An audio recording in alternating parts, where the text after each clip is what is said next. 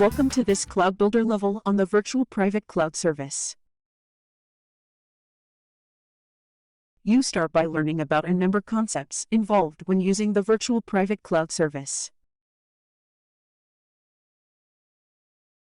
Amazon Virtual Private Cloud, or VPC, is a service that lets you launch AWS resources in a logically isolated virtual network that you define. You have complete control over your virtual networking environment, including selection of your own IP address ranges. You can use both IP version 4 and IP version 6 for most resources in your VPC.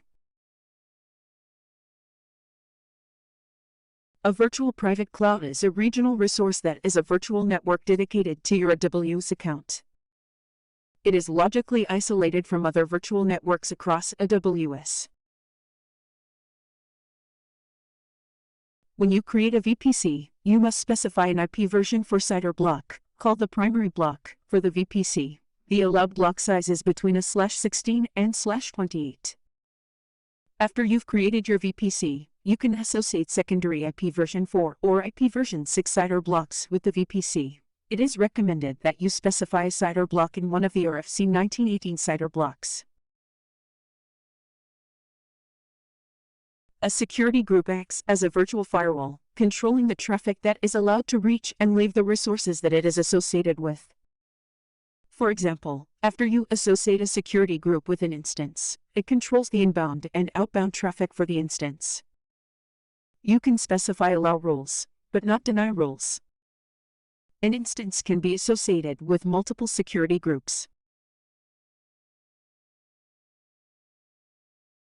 When you first create a security group, it has no inbound rules. Therefore, no inbound traffic is allowed until you add inbound rules to the security group. When you first create a security group, it has an outbound rule that allows all outbound traffic from the resource.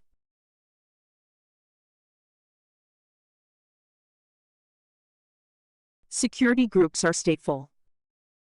For example, if you send a request from an instance, the response traffic for that request is allowed to reach the instance regardless of the inbound security group rules.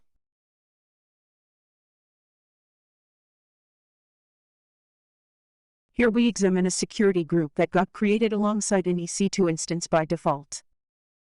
The inbound rule allows all TCP traffic to port 22 from any IP address into the EC2 instance. The SSH type is just a friendly description of the combination of the TCP protocol over port 22. The outbound rule allows both TCP and UDP traffic to any port to any IP address out of the EC2 instance. Remember that security groups are stateful and thus any generated return traffic is allowed into the EC2 instance.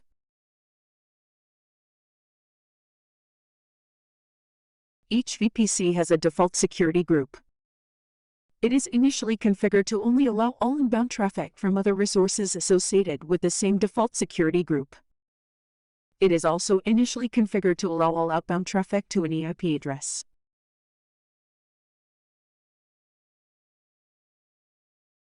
A subnet is a zonal resource of a VPC that has a non-overlapping site or block that fits into one of the VPC site or blocks.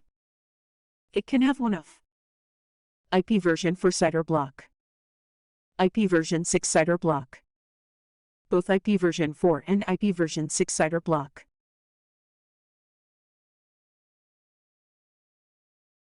When you launch an instance, you select a region, VPC, subnet, and security group. It will automatically auto-assign a private IP address from the subnet site or block. The instance can be optionally configured to be auto-assigned a public IP address.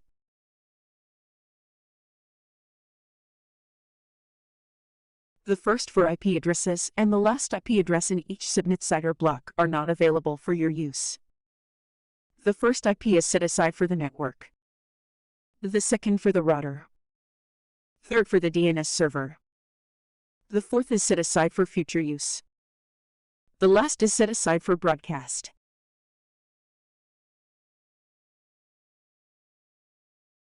An Internet Gateway, a VPC resource that allows communication between the VPC and the Internet.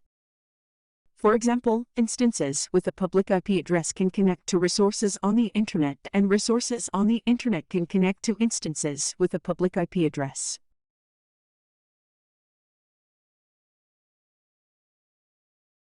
A route table VPC resource contains a set of rules, called routes, that determine where network traffic from your subnet or gateway is directed.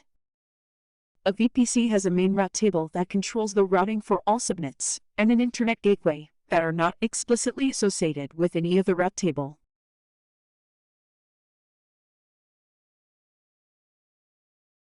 Each route in a route table specifies a CIDR block destination and a target. Two common targets are local and the VPC's internet gateway. In general, a WS directs traffic using the most specific route matching the traffic.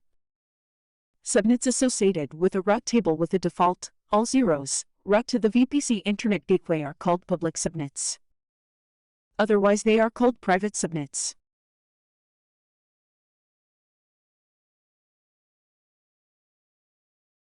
Each AWS account comes with a default VPC in each AWS region. A default VPC comes with the resources to create a public subnet in each availability zone. A default VPC is suitable for getting started quickly and for launching public instances such as a blog or simple website.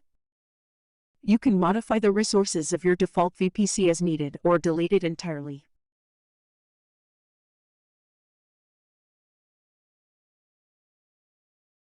Here we will be simply observing the default VPC for a region and its resources.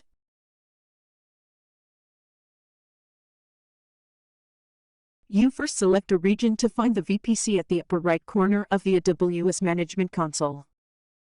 Search for the VPC service and select it. Select the Your VPC as menu item.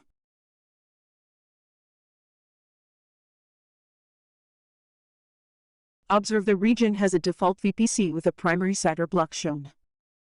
This address is in the shown RFC 1918 CIDR block. Interesting.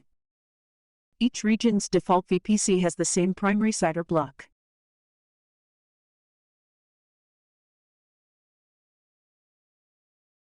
Select the Security Groups menu item. Select the VPC's default security group and observe the rules are as expected. Inbound is limited to the security group itself and outbound is open to any IP address.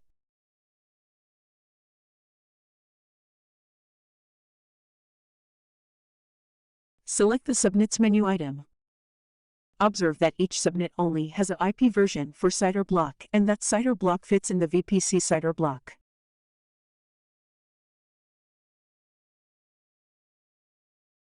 Select the Internet Gateways menu item. Observe that the VPC has an internet gateway.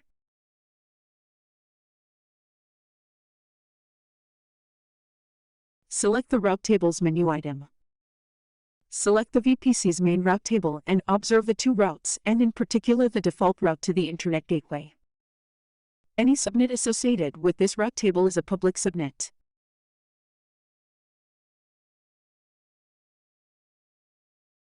Select the Subnet Associations tab and observe that while no subnet is explicitly associated with the route table, as it is the main route table, it controls the routing for all the subnets.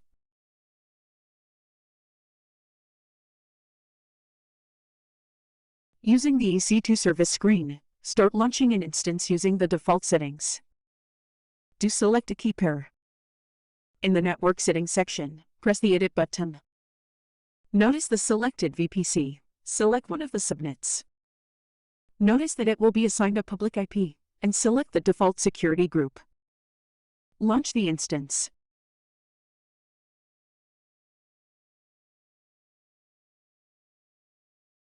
After the instance is in a running state, observe the private IP addresses taken from the instance's associated subnet CIDR block and the instance has a public IP address. Important: be sure to terminate the instance when you are done.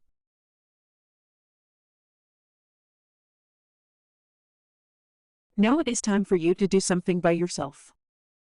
Using the Launch VPC Wizard, create a VPC by only changing the VPC endpoints to none. Observe the VPC, Default Security Group, Subnets, Internet Gateway, and in particular the interesting route table resources. In the next level, we will explain and build upon this VPC configuration. Observe. Unlike instances, there is no additional charge for creating most VPC resources, in particular the ones we created here.